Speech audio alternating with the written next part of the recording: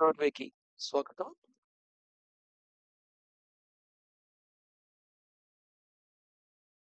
Consciousness గురించి ఇంకొంచెం తెలుసుకోవడానికి ప్రయత్నం చేద్దాం.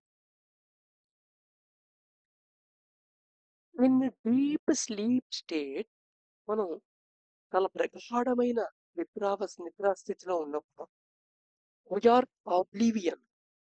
We are ఆబ్లీవియన్. ఆబ్లీవియన్ అంటే మనకు స్పృహ మనకుండదు అనే స్థితి అన్నమాట. Not aware of what happening, మన చుట్టుపక్కల ఏం జరుగుతుందో మనకు తెలియదు. And nothing exist in experience. నీ ఎక్స్పీరియన్స్‌లో ఏమీ ఉండదు. సో డీప్ స్లీప్ లో నువ్వు ఏమి ఎక్స్పీరియన్స్ పొందావు అనే క్వశ్చన్కి ఆన్సర్ బ్లాంక్ గా ఉంటుంది, చాలా బ్లాంక్. సో కానీ ఎక్స్పీరియన్స్ ఏమీ లేదా, ఎక్స్పీరియన్స్ ఉండి కూడా అది వర్డ్స్ లో చెప్పలేనప్పుడు కూడా బ్లాంక్నెస్ ఉంటుంది. సంథింగ్ ఎక్స్పీరియన్స్ అయ్యావు, బట్ ఆ సంథింగ్ ఎక్స్ప్లెయిన్ చేయడానికి నీ దగ్గర పదాలు లేవు. మన దగ్గర పదాలు లేని విషయాలను మనం చెప్పలేము.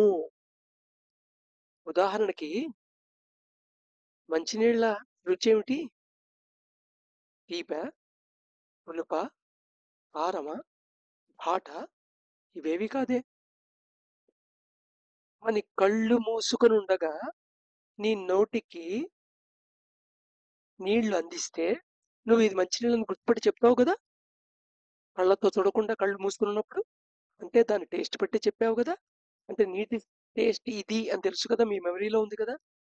మరి నీటి టేస్ట్కి ఏం పేరు చెప్పు అంటే, సరే సైన్స్ టెస్ట్ లో రుచి లేదు అని రాస్తుంది, అంటే మనకు తెలిసిన రుచి పేరు లేదు కాబట్టి. కానీ రుచి లేదా, కానీ ఆ రుచికి పేరు లేదు. అలాగే నీటికి కలర్ ఏంటి, ఆ కలర్కి పేరు లేదు. కానీ నువ్వు నీళ్ళని గుర్తుపడతావు కళ్ళతో చూసి. సో పేరు లేకపోతే అది లేదు అని అనుకోద్దు. డీప్ స్లీప్ లో సమ్ ఎక్స్పీరియన్స్ అవుతావు. ఆ ఎక్స్పీరియన్స్ అవుతున్న దానిలో ఏ విషయానికి సంబంధించి నీకు ఒక పేరు లేదు, అందుకని నువ్వేం చెప్పలేవు. You get up and say. కానీ నిద్ర లేచాక ఏమంటావు? I slept wonderfully. చాలా బ్రహ్మాండంగా నిద్ర పట్టిందండి ఇవాళ. Who is that I? ఆ ఐ ఎవరు? ఆ స్లెప్ట్ వండర్ఫుల్లీ అని ఫీల్ అయింది ఎవరు? ఆ ఎక్స్పీరియన్స్ అయింది ఎవరు? Who is that I felt hours of sleep as moment? Suppose 4 గంటలు గాఢమైన నిద్ర పట్టింది అనుకో, ఆ 4 గంటల సమయమే తెలియదు నీకు. You are beyond time. Just critical అయిపోయినట్టు ఉంటుంది. ఆ జస్ట్ మూమెంట్ లో 4 గంటలు ఎక్స్పీరియన్స్ అయింది ఎవరు? ఐ ఎవరు? టోటల్ 24 అవర్స్ తీసుకుంటే 20 అవర్స్ డే 3 ఫేజెస్ కి విడగొట్టచ్చు మనం. వేకెంట్ స్టేజ్ అంటే వేకెంట్ స్టేజ్ మాట, మనం ఆల్రెడీ వెతుకుతున్నాం.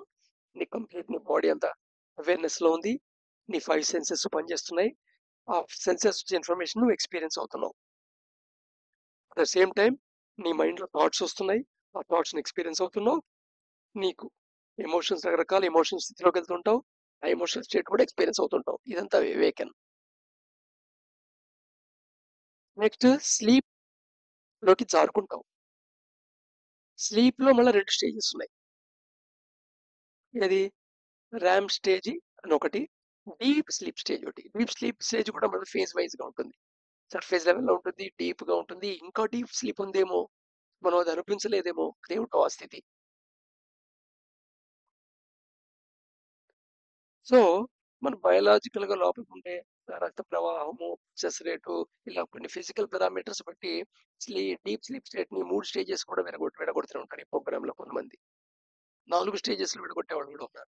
సో ఎనీవే, బట్ మనం తెలిసిన ఒకదానికి, మనకు తెలిసింది డీప్ స్లీప్ స్టేజ్ కంటే ఇంకా బియాండ్ ఇంకా స్టేజ్ ఏదైనా ఉందా?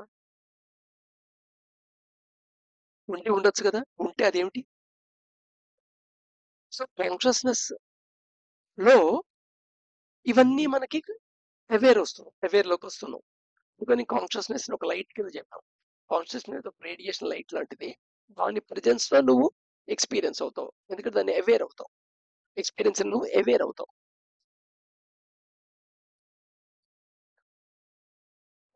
Proceed further.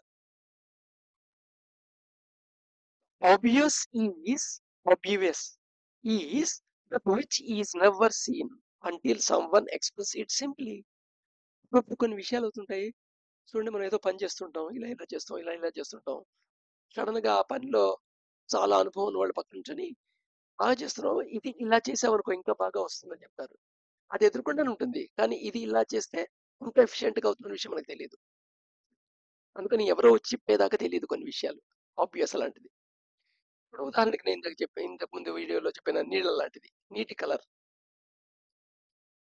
కలర్ లేదు అంటాం, పదం లేదు అనే విషయం ఆబ్వియస్. అలాగే డీప్ స్లీప్ లో నువ్వు ఎక్స్పీరియన్స్ అవుతున్నావు, ఆబ్వియస్. లేకపోతే ఆ డీప్ స్లీప్ ఎక్స్పీరియన్స్ అవుతుంది ఎవరు? సర్ఫేస్ లెవెల్ స్లీప్ ఎక్స్పీరియన్స్ అవుతుంది ఎవరు? పలాన్ ఎక్స్పీరియన్స్ అవుతుంది ఎవరు?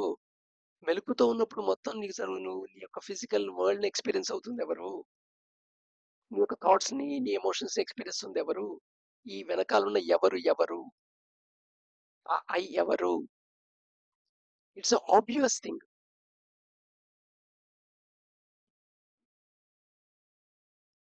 బ్రీదింగ్ దీని గురించి తెలియని వాళ్ళు అనుకుంటారు. దీని గురించి ప్రత్యేకంగా జీవశాస్త్రం చదవాలి, సైన్స్ చదివిన వాళ్ళని కాదు. చదవకపోయినా బ్రీదింగ్ చేస్తూ ఉంటాం కదా.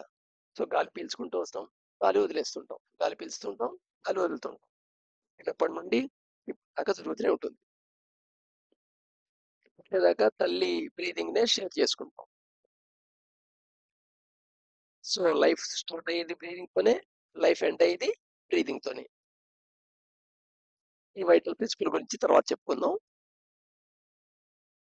అలాగే డెడ్ బాడీకి, ప్రాణంతో ఉన్న బాడీకి తేడా ఏంటని చెప్తాం. ఇక్కడ లైఫ్ ఉంది, అక్కడ లైఫ్ లేదంటాం. సో లైఫ్ అనేది ఒక ఎనర్జీ. ఎనర్జీ ఉంటే బర్త్లో ఉన్నావు, ఎనర్జీ నీతో లేకపోతే ఉంటావు. సో బ్రీదింగ్ లైఫ్ ఒకేసారి వస్తాయి, ఒకేసారి పోతాయి అన్నట్టు కనిపిస్తుంటాయి. Life energy breathing. ఇంకోటి కూడా ఉంది, అంటే వీటితో పాటు వచ్చేది కాన్షియస్నెస్. ఉంటుంది కదా, ఒక డెడ్ బాడీకి ఏముండదు, కాన్షియస్ ఉండదు. వీటితో నీకేముంది, కాన్షియస్నెస్ నువ్వేవే అవుతున్నావు అంతా. ఈ కాన్షియస్నెస్, బ్రీదింగ్, లైఫ్ ఎనర్జీ, ఈ మూడు ఒకేసారి వస్తాయి, ఒకేసారి పోతాయి. All appear to be synonymous. ఎందుకని అంటే ఇవన్నీ ఒకదానికొకటి పర్యాయ పదాల్లా కనిపిస్తాయి. Consciousness, life energy, breathing, all will come together at birth and depart together. So తర్వాత ఈ మూడు ఒకసారి వచ్చేస్తాయి. తర్వాత ఈ మూడు, సో ఈ మూడు ఏ మూల సూత్రం నుండి వస్తున్నాయో, ఒక అనివార్య సూత్రం, దాన్ని వైటల్ ప్రిన్సిపల్ అంటున్నాం అనమాట. సో వైటల్ ప్రిన్సిపల్ అనివార్య సూత్రం. సో ఈ మూడు అనుసంధానంగా ఎవరో చేస్తున్నారు కదా. ఉదాహరణకి ఈ అనివార్య సూత్రం, వైటల్ ప్రిన్సిపల్ యొక్క వైటల్ ఫ్యాక్టర్ ఏది ఉందో అది లైఫ్ ఎనర్జీని గ్రహించేట్టుగా చేస్తుంది అనమాట. అలాగే ఆ వైటల్ ప్రిన్సిపల్ ఏదైతే ఉందో అది ఒక డ్రైవింగ్ ఫోర్స్ కింద, ఒక శక్తి కింద పనిచేస్తుంది అనమాట నీకు బ్రీదింగ్ కి. అలాగే కాన్షియస్నెస్ ని, రిఫ్లెక్షన్ ని అవేర్నెస్ కింద చూపిస్తుంది అనమాట. సో సోర్స్ కాన్షియస్నెస్ గా ఉండటం, కాన్షియస్ లో ఉండటం అనేది దానికి సోర్స్ కింద కూడా వైటల్ ప్రిన్సిపల్ ఉంటుంది అనమాట. సో ఈ కాన్షియస్నెస్, లైఫ్ ఎనర్జీ, బ్రీతింగ్, ఈ మూడు ఒకేసారి వచ్చి ఒకేసారి వెళ్తున్నట్టు అనిపిస్తుంటాయి. ఈ మూడింటికి మూలమైన సూత్రం ఉందే, అనివార్య సూత్రం, దీన్ని వైటల్ ప్రిన్సిపల్ అంటారు. ఈ వైటల్ ప్రిన్సిపల్ ని ఇంకో రకంగా అర్థం చేసుకోవడానికి ఎలా చెప్పచ్చు అంటే, సపోజ్ నమ్మకాల ఒక వ్యవస్థ, ఈ ఒక మూలమైన ఫౌండేషన్ ఉంటుంది. దాని యొక్క మూలమైన మూలమైన ఫౌండేషన్ ఒకటి ఉంటుంది, పునాది.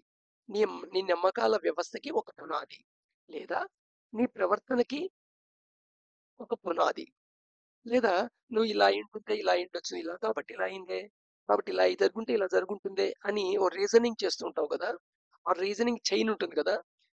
ఏ ఏర్పడింది కాబట్టి బి వల్ల ఏర్పడింది, బి దేని వల్ల ఏర్పడింది, సి వల్ల ఏర్పడింది, అయితే సి వల్ల బి ఏర్పడితే దాని వల్ల ఏ ఏర్పడింది. ఇలా చైన్ ఆఫ్ రీజనింగ్ ఉంది కదా. ఈ చైన్ ఆఫ్ రీజనింగ్ వీటన్నిటికీ ఒక పూర్వస్థితి ఉంటుందిగా ఖచ్చితంగా.